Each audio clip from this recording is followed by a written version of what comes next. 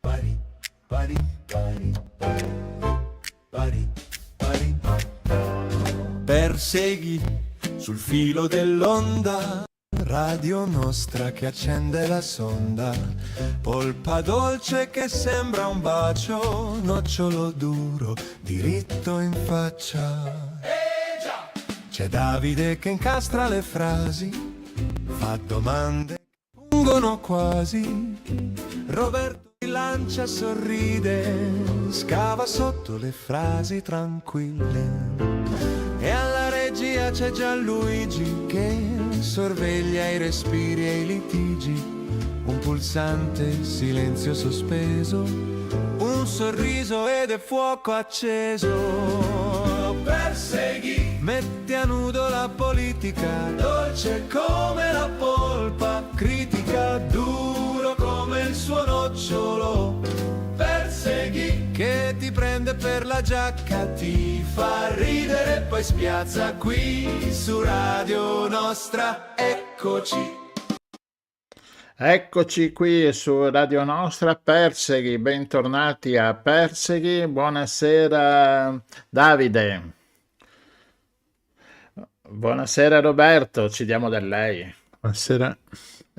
Bene, allora oggi a Perseghi, dove le domande sono dolci come una pesca ma con un nocciolo bello duro duro, abbiamo una veneziana, nata il 28 marzo del 1985, laureata in giurisprudenza e impegnata da anni nella vita politica e amministrativa della città. È una delle voci più attive dell'opposizione in Consiglio Comunale a Venezia, su cui i temi riguardano appunto il futuro della città lagunare, dai residenti al turismo fino alla gestione della città storica e della terraferma. Un percorso che parte anche dall'impegno dei giovani democratici e nel Partito Democratico, fino ad arrivare al ruolo di consigliera comunale e anche di regionale del Veneto. Con lei parleremo non solo di politica, ma anche del suo percorso personale, del suo rapporto con Venezia e della visione di città per i prossimi anni. Benvenuta a Perseghi a Monica Sambo.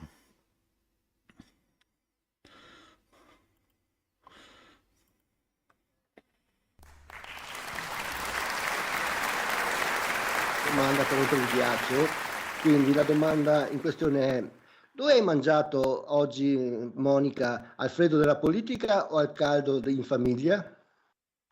Oggi al freddo della politica, però devo dire non proprio al freddo, nel senso che ero insieme a dei colleghi consiglieri regionali dopo una riunione, ecco, quindi comunque con amici e compagni, ecco, del gruppo consigliare, quindi in ogni caso è stato un momento comunque non solitario, ecco, quantomeno. Perfetto, allora abbiamo rotto il ghiaccio al caldo della politica, allora diciamo. Monica, noi siamo molto felici di averti qua questa sera, perché sei una donna che ha iniziato giovane a fare politica, che non ha mai chiesto permesso a nessuno, e dentro ai temi che ti occupi c'è sempre la disuguaglianza di genere. Quindi io inizierei perché chiedendoti, visto che in regione le donne sono ancora poche, secondo te perché sono ancora poche? Cosa si potrebbe fare per cambiare lo stato di cose? Ma è vero, le donne sono ancora poche, siamo in consiglio regionale poco più di un terzo, ecco, delle consigliere, però dato che comunque è aumentato negli ultimi anni anche con l'introduzione della doppia preferenza di genere. Vi faccio un esempio su Venezia che era ancora più drammatico: prima che entrassi io le donne erano 2 o 3 su 46, quindi e quando sono entrata io, eravamo 12 su 36 perché era stata introdotta la doppia preferenza. Quindi insomma un po', quantomeno con nuove norme qualcosa cambia, però è evidente che non è solo un problema di norme, ma è soprattutto culturale. È evidente, cioè nel senso ci sono varie problematiche. La prima ovviamente, gli stereotipi, ci sono un problema anche legato proprio alle barriere interne ed esterne alla politica, ma io credo che in realtà la società sia molto forse più avanti alle volte della politica, tanto che molti fanno anche la scelta tante volte di dire voto donna proprio come scelta. Però ci son tante barriere legate. Io, ecco, cerco di portarla sul personale perché mi sono resa conto, ecco, di questa cosa che mi spiace. Se avessi iniziato a far politica adesso, quindi con una bambina piccola, probabilmente non avrei mai iniziato. Quindi in un certo senso sono contenta di averlo iniziato prima, fortunata ad aver iniziato prima, però dall'altra è un grande fallimento, perché se penso che una donna, diciamo, con 1 o più bambini non possa far politica in questo momento è drammatico. Quindi io sono fortunata perché ero già conosciuta, quindi mi ha dato questa possibilità e non avevo fino a 3 anni fa non avevo la mia bambina, ed ho una rete familiare, un compagno, dei nonni insomma e anche un asilo, ecco, che mi consentono di far tutto questo. Ma se avessi iniziato anche io, pur avendo tutte queste reti, avessi iniziato diciamo adesso, probabilmente non avrei nemmeno iniziato. Quindi questo è drammatico, quindi è evidente che bisogna fare di più. I servizi diciamo all'ingresso, quindi le barriere all'ingresso che riguardano anche quindi più servizi alla famiglia, in particolare alle donne a partire dagli asili nido, ma anche tutto tutto quello che serve anche ad accompagnare, ecco, questo, perché è evidente che poi noi donne siamo sempre di più quelle più attaccate, sminuite, colpite anche da una politica molte volte feroce, ecco, da questo punto di vista. Proprio su questo vorrei chiederti, ma il dover dimostrare sempre il doppio rispetto all'uomo seleziona leader migliori oppure scoraggia le donne che non sono forti? Sì, questo poi appunto non riguarda probabilmente solo la politica, ma riguarda tanti settori, nel senso che anche quando si pensa appunto a una donna che deve far carriera, in qualche modo deve sempre dimostrare appunto molto di più dell'uomo. Pensiamo solo a tantissimi settori che vanno dalla politica, ma anche settori del lavoro. Sempre più medici sono donna, gli insegnanti ormai sono una stragrande maggioranza di donne, non solo ormai nelle scuole elementari, medie, superiori, ma anche in campo universitario. Eppure poi se si guarda ai direttori sanitari da un lato o ai dirigenti scolastici dall'altro, c'è diciamo una predominanza degli uomini, quindi è evidente che su quello c'è un percorso grande ancora da fare. Non credo che in questo momento, per le condizioni che ci sono, avere diciamo il dover dimostrare il doppio stia agevolando in realtà a trovare le persone migliori, perché di solito vanno avanti tante volte purtroppo anche chi ha più mezzi. Quindi non essendoci diciamo in partenza una base diciamo uguale, in realtà non basta tante volte solo la caparbietà, e sicuramente vanno avanti chi è più caparbio, ma anche chi ha più mezzi, e quindi che possono essere mezzi economici, redirete familiare, ma comunque chi è più fortunato, adesso la banalizzo, però insomma chi è più fortunato e chi è più fortunata, scusate, chi è più fortunato, in realtà riguarda diciamo un sistema complessivo, però nel caso della donna ce la fa chi ha questa rete o chi ha più mezzi tante volte. Sì, certo, c'è magari qualcuna che ce la fa anche solo per meriti senza tutto questo, però è l'eccezione che conferma la regola in qualche modo. Ecco, io cambierei un attimo argomento e mi sposterei un po' sul clima tragico, insomma, che vediamo a livello internazionale. E una domanda, insomma, che mi viene da porti è quella, ovviamente, come politica hai affrontato, penso, diverse campagne elettorali, no? E arrivano spesso, è capitato anche ultimamente, che durante una campagna elettorale magari arriva una notizia internazionale un po' tragica, no? Magari una guerra o peggio, insomma, come abbiamo assistito anche durante la campagna per le elezioni regionali. Ecco, in quel momento lì la mia domanda è un po' come concili, no, la campagna elettorale rispetto a dei temi che magari in quel momento lì sembrano più grandi come la pace, la guerra, e andando un po' ad approfondire un po' cosa serve secondo te per costruire la pace, ecco. Insomma è un tema importantissimo. Io credo che dovremmo in realtà portare molto di più nelle istituzioni, il tema della pace, perché in realtà non sono temi distanti, ma sempre più purtroppo sempre più vicini. La mia generazione è una generazione che è la nostra, insomma, che probabilmente non si immaginava di rivedere anche alle porte dell'Europa una guerra, nel senso che siamo cresciuti, ecco, nella pace, nell'idea, ecco, che anche l'Europa riuscisse a garantire, ecco, questo.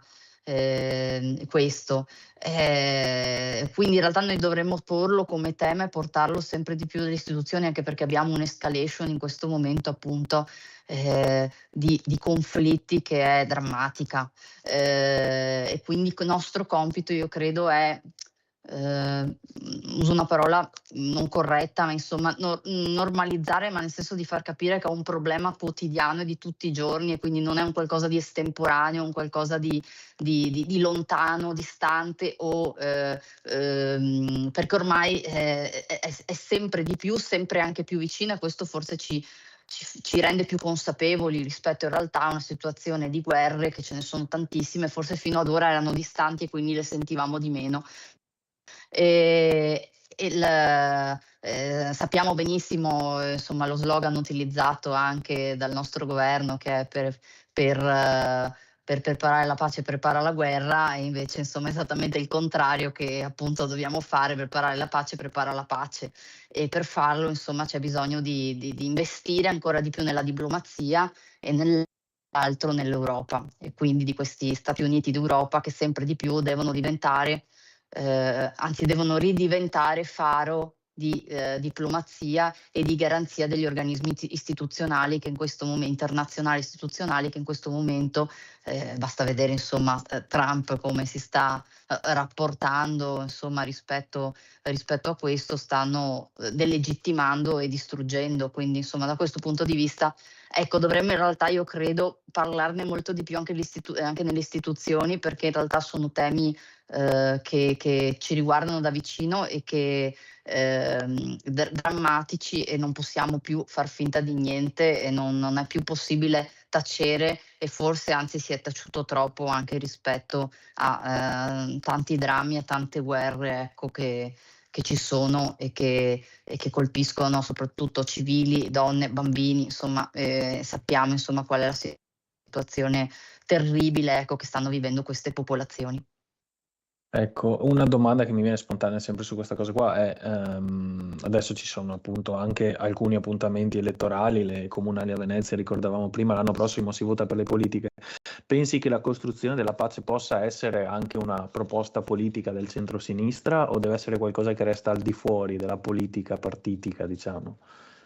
No, assolutamente deve essere una delle proposte fondamentali, per di più a Venezia soprattutto, che è in qualche modo può essere anche in questo senso, essendo insomma città internazionale e di così fondamentale importanza, luogo anche di promozione, ecco, della pace. Già su questo anche il nostro candidato si è già espresso, ecco, in queste settimane, proprio per portarlo, diciamo, all'interno del programma elettorale, anche perché devo dire che sempre di più anche, diciamo, le persone distanti dalla politica, in realtà quando si parla di pace e quando si parla di questi temi sono all'ascolto. Basta pensare solo alla manifestazione sul Ponte della Libertà di qualche mese fa, insomma, che è stata veramente, io non, da quando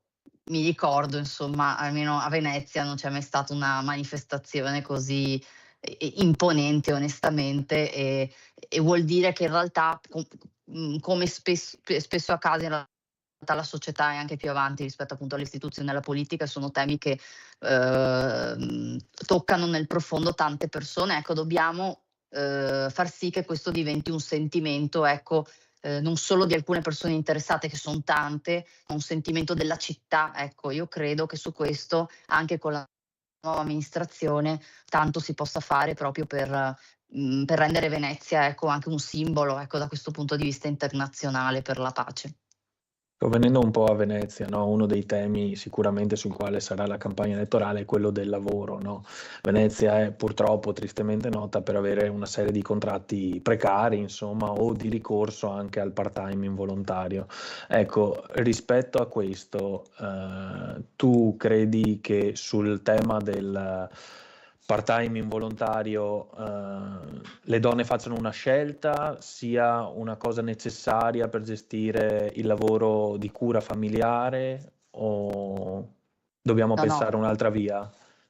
No, bisogna assolutamente pensare a un'altra via, si chiama appunto involontario proprio, ma era ovvio che la domanda, insomma, era chiarissima, ma è involontario proprio perché in realtà non è una scelta, è un qualcosa al quale in qualche maniera si viene obbligate. Mancano servizi.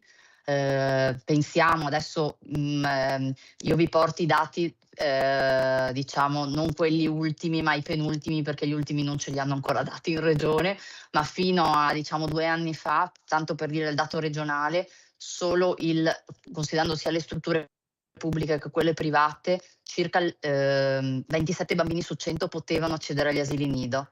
Voleva dire che 73 bambini su 100 non potevano accedere anche con strutture private, e su 100 solo 14 bambini potevano accedere a strutture pubbliche.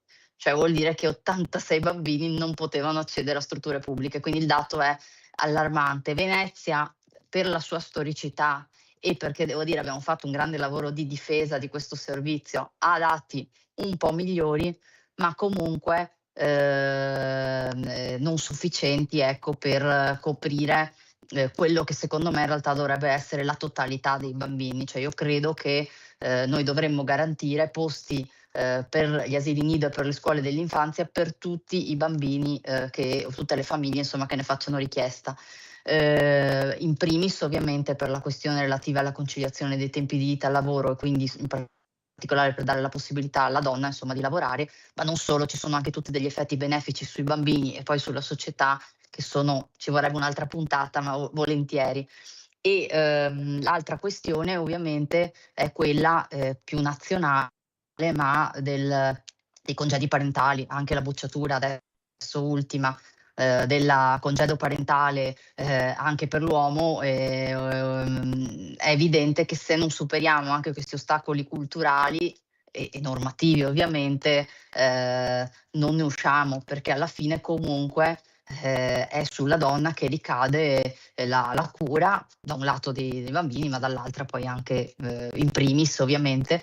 E io l'ho visto, diciamo, appunto, cerco di portare qualcosa anche di personale, anche solo facendo il corso preparto e conoscendo un po' di nuove mamme, alcune di queste, direi quasi un terzo, hanno lasciato il lavoro, o comunque o hanno ridotto o hanno sospeso, chi perché non veniva riconosciuto, diciamo, dopo la stessa mansione, chi perché aveva un contratto a termine scaduto, e chi perché semplicemente non aveva un servizio e quindi non ce la faceva, era dovuto lasciarlo oppure appunto mettersi in part-time.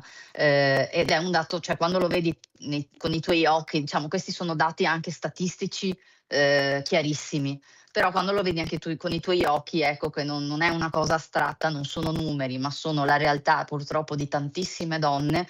È drammatico e noi questo dobbiamo superarlo, ripeto, ci sono tanti metodi, poi ne ho detti due, ma tutte le politiche, ecco, sulla famiglia, che ovviamente incidono anche in primis sulla donna, sono da sviluppare. E poi c'è il fattore culturale, cioè noi dobbiamo, diciamo, lavorare tantissimo sul fattore culturale a partire dalle scuole. Io mi aggancerei subito a questo per farti una domanda. Il litorale veneto praticamente è immerso di precarietà, perché le stagionalità già quelle portano precarietà. Un contratto su 10 è a tempo indeterminato. Secondo te non è il tempo di aprire un'avvertenza forte per dare un tipo di professionalità diversa nel litorale? Sappiamo che sviluppare questa domanda ci vorrebbe 3 ore, però Sì, magari certo. in 2 minuti se riusciamo Sì, a sì, starci sì. dentro, ok? Grazie. Sì, no, beh, assolutamente, questo è uno dei dati drammatici. Per di più noi siamo come provincia, delle grandi province del Veneto, la provincia più povera del Veneto, che è una cosa paradossale. In tutte le altre regioni la provincia capoluogo è quella più ricca, solo in Veneto la provincia capoluogo, che è quella di Venezia, è la più povera. E questo cioè di fronte poi a un governo che ad esempio agevola lo straordinario, quindi il lavoro in più e non il lavoro in meno, in realtà noi dovremmo aprire sicuramente un'avvertenza, da un lato ridistribuire la ricchezza che dà il turismo, che è gigantesca, ma che poi torna nelle tasche dei lavoratori pochissimo, e intervenire poi su un altro fattore, perché poi anche si parla molto del fatto che non si trova poi in stagione personale, quindi c'è una carenza anche di personale, ma se quel lavoro è precario e pagato pochissimo, è evidente che poi per esigenze anche appunto di crearsi una famiglia, di crearsi una vita, uno fa altri tipi di scelte, quindi bisogna anche intervenire sulla deprecarizzazione, sulla redistribuzione della ricchezza e anche sul salario. Su questo ho proprio presentato una proposta che è il salario minimo in regione, che quindi quantomeno a partire dagli appalti regionali la regione applichi il salario minimo, cioè è una goccia, ecco, rispetto a tutto quello che c'è, però come Partito Democratico abbiamo presentato questa proposta nelle scorse settimane, la porteremo avanti perché è uno dei tasselli, ecco, per rendere questo lavoro meno precario, pagato dignitosamente e anche più sicuro, perché il lavoro pagato dignitosamente e meno precario poi di fatto è anche più sicuro. E anche qui ci sarebbe da aprire. Ok, grazie. Ecco, sul salario minimo, insomma, è stata fatta anche una grande battaglia nazionale e credo che dovrebbe, insomma, poi anche in futuro diventare un pochino, non solo nella regione, ma anche a livello nazionale, un patrimonio, no? Un po', se vogliamo, del centro-sinistra, quindi un tema sul quale procedere assieme, insomma, e sul quale unire poi una coalizione in futuro. Ecco, un altro grande tema di cui si occupa la regione è quello della sanità, no? Sono arrivati 52 milioni di euro per abbattere le liste d'attesa.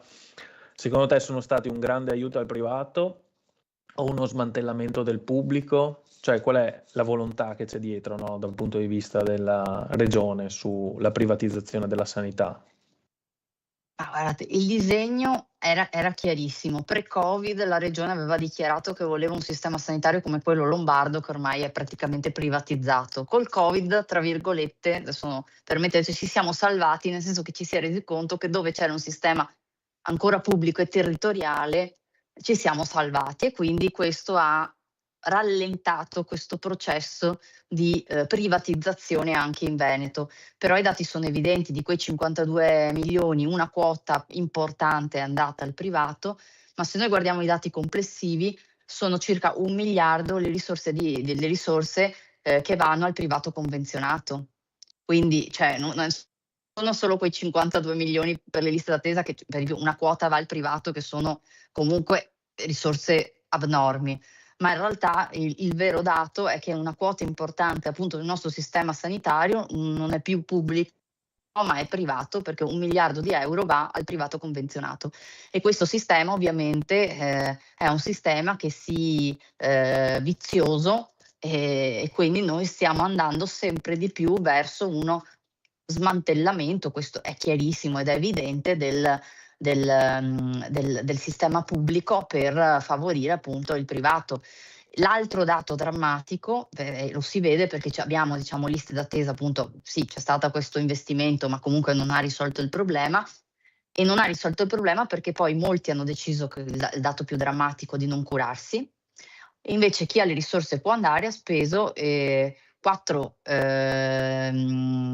miliardi di euro per diciamo curarsi privatamente, per cui quel dato è un dato emblematico, cioè c'è chi non, diciamo, chi non aspetta, chi non può aspettare o chi non aspetta va nel privato, e chi invece non se lo può permettere o non si cura, oppure aspetta anche mesi o anni a seconda dell'esame o della terapia o altro. Quindi quello è un dato drammatico e su questo ovviamente ci batteremo anche in sede di bilancio. Ecco, ci sarebbe da dire credo anche molto su Venezia, no? Sul tema della sanità, però voglio farti una domanda un po' più politica su Venezia. A Venezia adesso c'è un centro-sinistra unito che ha identificato in Andrea Martella, il candidato sindaco, un programma che mette la legalità e i residenti al primo posto. E credi che appunto tutto quello che sia stato creato finora e la voglia di cambiamento che ci sia si possa trasformare in una vittoria storica a Venezia? Guardate, io sono molto ottimista per 2 fattori. Uno è quello che hai detto, nel senso che siamo riusciti a creare comunque una coalizione molto ampia, anche rispetto alle ultime elezioni dove eravamo molto più frammentati, e quindi anche ovviamente c'era un sentimento diverso ovviamente quando non si è uniti, e per questo anche la nostra segretaria nazionale dice testardamente unitari. Anche noi qui a livello locale abbiamo seguito il suo esempio, quindi di essere testardamente unitari, anche con fatica alle volte, ma è un dato imprescindibile. Credo che questa fatica, ma anche bellezza, ecco, della stagione buona, che è stato questo percorso, ecco, che ci ha portati alla scelta del candidato Andrea Martella, sia stato veramente un ottimo percorso. Venezia è stanca di 10 anni soprattutto di mancata partecipazione, mancato coinvolgimento della cittadinanza, e si vive peggio. Quindi si vive peggio. Venezia, problema della casa, turismo che soffoca, Mestre con enormi problemi di sicurezza, e tutto questo perché non si sono volute fare o si sono cancellate quelle politiche sociali che invece servivano, da un lato nella casa e dall'altro ovviamente su i servizi di prossimità al cittadino. Noi abbiamo ovviamente un programma completamente opposto, quindi di ascolto, di partecipazione, di investimento forte a partire dalla casa, che io credo che sia il tema principe a Venezia, ma non solo in Città d'Acqua, ma ormai in tutto il territorio che si sta spopolando. E poi sul sociale, perché ovviamente una città così, quella i territori di Mestre e Marghera stanno soffrendo particolarmente di problemi di degrado e sicurezza e di insicurezza, li affronti in realtà con molteplici sfide, più presidio, che è quello che chiediamo, ma soprattutto più interventi sociali che sono stati smantellati nel corso di questi anni, proprio dal candidato sindaco del centrodestra, che era assessore alla casa e al sociale, quindi è stato, diciamo, fautore di quella che è Venezia e quella che è la terraferma in questo momento. E quindi io sì, credo che si possa assolutamente trasformare, anzi ci sia già una trasformazione collettiva, e la città, diciamo, te lo chiede, ecco, questo cambiamento. Quindi noi siamo pronti, diciamo, a farci carico di questo cambiamento che la città sta proprio chiedendo, perché non ne può più. Ecco, in questo cambiamento sicuramente il tuo partito, il Partito Democratico, ha avuto un ruolo da protagonista, no? Ma se dovessi dire qualcosa al tuo partito che non hai potuto dire finora, cosa diresti? A livello locale lo direi a me stessa, essendo anche segretaria comunale, quindi e diciamo più in generale, ecco, io devo dire che sono una che non ha freni, quindi ho sempre detto quello che penso, senza grandi remore, eccetera. Quindi in generale direi che, anche con gli obiettivi che ci siamo prefissi, anche a livello nazionale, e a livello locale, io credo che stiamo andando, nella direzione giusta. Stiamo parlando in questi ultimi anni dei temi che veramente interessano le persone, quindi lavoro, sanità, casa, insomma, ecco, di perseverare, cioè di non farsi troppo condizionare anche magari, da quelli che possono essere, giudizi affrettati, perché comunque sono dei cambiamenti epocali, e di essere più presenti, ecco, questo sì, quindi è cioè nel senso è un autostimolo, essere sempre più presenti, nelle piazze, tra le persone, di ascolto. Io l'ho visto nella campagna delle regionali che è stata veramente una campagna molto, su Venezia, molto carica, proprio perché volevamo dare un po', la sensazione che ce la potevamo fare,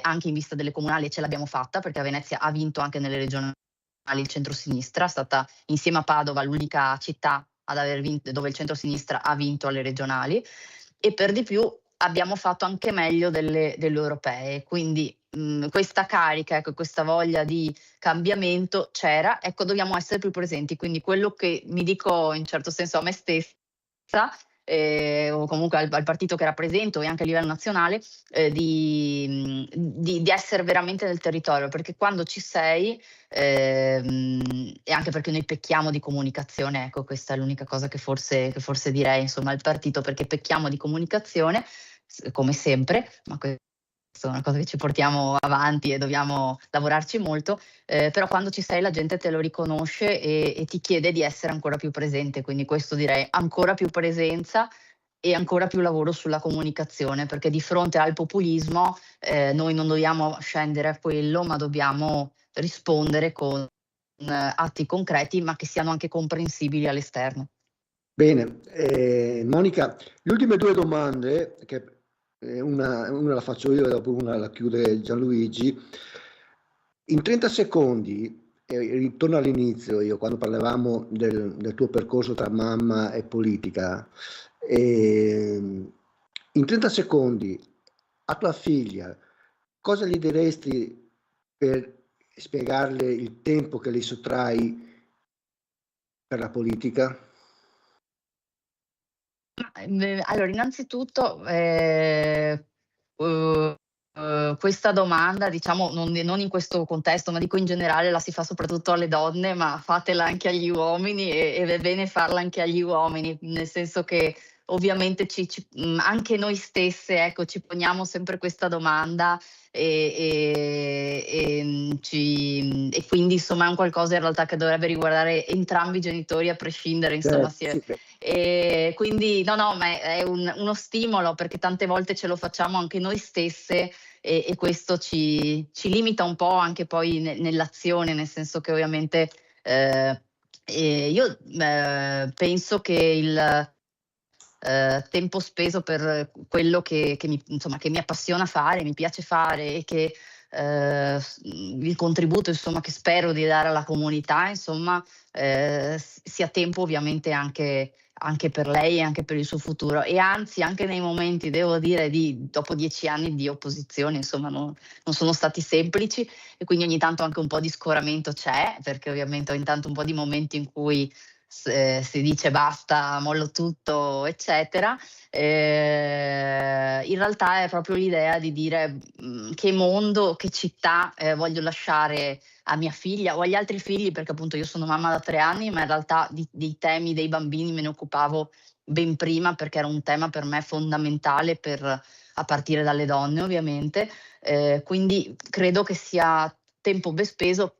Poi io devo dire, insomma, che ritaglio, ecco, e ho ritagliato soprattutto nel primo anno e mezzo di vita molto tempo per la mia bambina, facendo anche delle rinunce, ma ripeto, ho potuto farle avendo anche una rete familiare e anche un po' di credito, ecco, nei cittadini, ecco, che mi ha permesso, ecco, di farlo, e anzi io veramente li ringrazio, perché anche nel periodo dove magari non ho potuto dare il 100% di me per essere vicina alla mia bambina, che ovviamente aveva bisogno,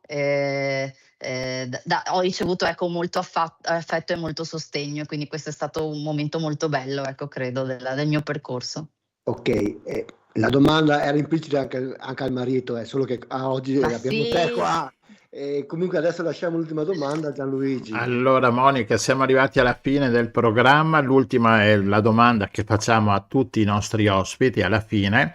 Allora, la domanda è questa: c'è un gesto semplice, concreto, che ogni cittadino potrebbe iniziare a fare già da domani per migliorare il proprio territorio?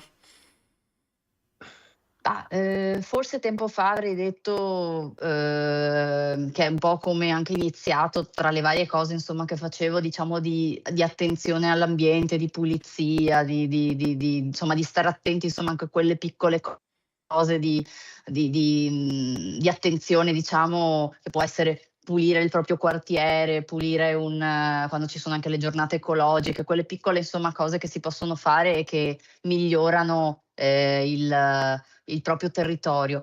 Ma in realtà credo, e questo sicuramente è uno dei temi, quelli, insomma, ecologici, sicuramente quelli che ognuno di noi nel piccolo, dalla raccolta differenziata fatta bene, appunto, alla pulizia di un parco, di una zona della propria città, può fare tranquillamente. Ma credo che in realtà, forse in questo, quindi quello che avrei risposto forse 10 anni fa, quello che risponderei invece adesso, e nella consapevolezza, è guardarsi attorno nella semplicità delle cose e vedere le persone che vivono nella solitudine. Quindi stare attenti al proprio vicino, che sia un anziano, che sia una mamma, che sia un genitore, che sia un ragazzo che ha bisogno di ascolto, perché credo che questa sia la società della solitudine in qualche modo, e che quindi quelle piccole attenzioni che ognuno può dare anche al proprio vicino, o alla persona al bar, o alla persona che fa la coda, la fila, che magari ha bisogno di un confronto, di essere un po' ascoltata, ecco, dobbiamo tutti forse un pochettino provare a guardarci un po' intorno e cogliere, ecco, questi momenti, perché c'è tanta solitudine nelle nostre città, e io credo che di questo ognuno di noi possa fare anche una piccola cosa, che è anche quella solo di rivolgere la parola all'anziano in coda o al proprio vicino di casa. Bene, grazie. Ci mettiamo anche gli applausi finali perché è finita il programma. Grazie Monica, grazie Davide, grazie Roberto. Ci vediamo, ci sentiamo mercoledì prossimo con un nuovo ospite. Grazie a tutti. La sigla finale di Perseghi.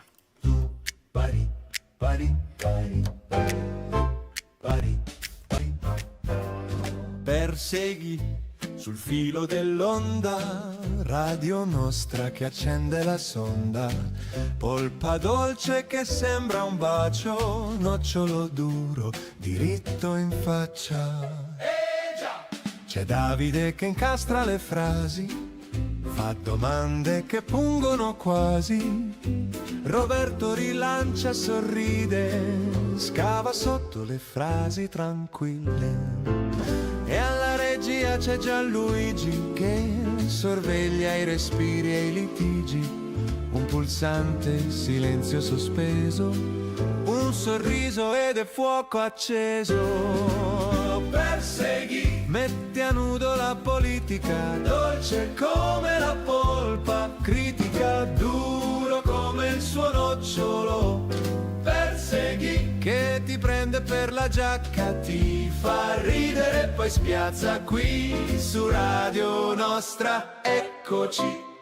Entrano i grandi discorsi, tra promesse e numeri corsi, ma nel piatto restano i fatti e le frasi che scappano a tratti.